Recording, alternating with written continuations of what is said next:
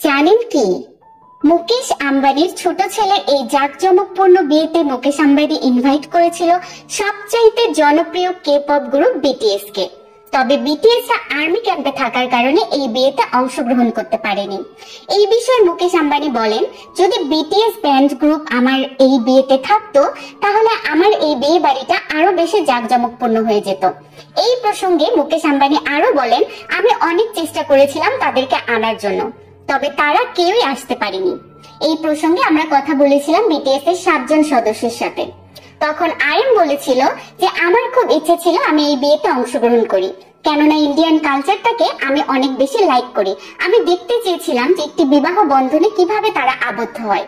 এই প্রসঙ্গে জিন আরো বলে যে আমি চেয়েছিলাম আমার সুন্দর মুখটা দেখিয়ে সবাইকে অজ্ঞান করে দিতে, তবে আর্মি ক্যাম্পে থাকার কারণে আমি সেটা করতে পারলাম না। তারপর আমাদের জিমিনও অত্যন্ত পরিমাণ মন খারাপ করেছিলেন।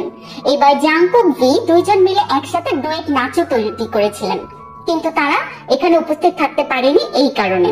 এই বিষয়ে মুকেশ আম্বানি অনেক কেঁদেছেন বিটিএস এর 7 জন সদস্য।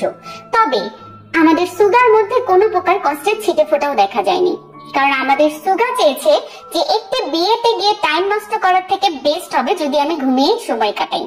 তবে আপনাদের কি মনে হয় বিটিএস এই বিয়েতে আসলে সব থেকে কেমন হতো? তবে মুকেশ আম্বানির কান্নার কথা শুনে আমাদের বিটিএস এর 7 জন সদস্যর মন অনেক গলে যায়, কিন্তু তারা তো রুলস ভেঙে আসতে পারে না, যে কারণে তারা মুকেশ আম্বানির ছেলের জন্য আর ছেলের বউয়ের জন্য পাঠিয়ে দেয় হাজার হাজার উপহার। জানতে কি চান বিটিএস মুকেশ আম্বানির ছেলের বিয়েতে কি কি পাঠিয়েছে? হ্যাঁ, এই বিষয়ে আমরা কথা বলবো আপনাদের সাথে।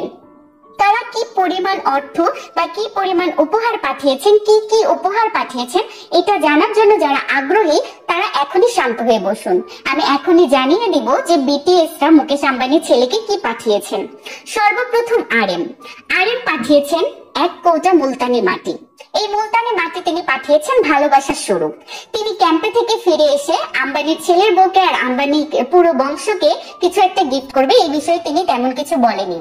এবার অন্যদিকে জিন তার বাড়িতে রাখা সব থেকে মূল্যবান আয়নাটা, যেটাতে সে সবসময় নিজের সুন্দর চেহারাটা দেখে, সেটি প্যাকেট করে পাঠিয়ে দিয়েছে। এবার অন্যদিকে জেহব তার একটি নাচের ক্লিপ মানে ডান্স ক্লিপ ভিডিও করে পাঠিয়ে দিয়েছে আম্বানির ছেলের জন্য। আম্বানির ছেলে আর ছেলের বউ বাসার ঘরে শুয়ে শুয়ে সেই নাচটা দেখবে।